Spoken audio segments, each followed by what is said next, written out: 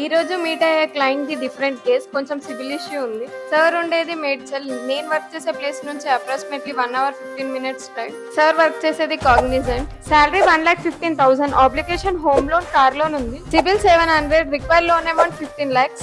Sir 2 banks లో personal loan కి apply చేశారు, బట్ బ్యాంక్స్ రీజన్ చెప్పకుండా రిజెక్ట్ చేశాయి. బట్ మా టీం బ్యాంక్ నుండి రిజెక్టెడ్ అప్లికేషన్ రిపోర్ట్ తీసుకొని లేటెస్ట్ సిబిల్ రిపోర్ట్ తో కేస్ ని రివ్యూ చేశారు. ఈ కేసులో మెయిన్ ఇష్యూ ఏంటంటే లాస్ట్ 12 months లో ఎగ్జిస్టింగ్ లోన్ లో 2 డిలే పేమెంట్స్ అయ్యాయి, బట్ బ్యాంక్స్ మాక్సిమం 1 year లో 1 డిలే పేమెంట్ మాత్రమే యాక్సెప్ట్ చేస్తాయి. సార్ హెల్త్ ఇష్యూ వల్ల డిలే పేమెంట్స్ జరిగాయని కన్ఫర్మ్ చేసుకుని sir salary account axis bank అవ్వడం వల్ల యాక్సిస్ బ్యాంక్ లో లాగిన్ చేశాం. లాగిన్ టైమ్ లో కస్టమర్ కి సంబంధించిన అన్ని డాక్యుమెంట్స్ తో పాటు hospital admit card, post treatment certificate, medical bills, discharge summary కాపీని కూడా సబ్మిట్ చేశాం. లాగిన్ చేసిన 2 days తర్వాత బ్యాంక్స్ కస్టమర్ ఈమెయిల్ నుండి డిలే పేమెంట్స్ కి సంబంధించిన health issue related consent mail చేయమని రిక్వెస్ట్ చేశారు. పెండింగ్స్ అన్ని క్లియర్ చేసిన తర్వాత నెక్స్ట్ 24 hours లో 12,50,000 అప్రూవల్ వచ్చింది.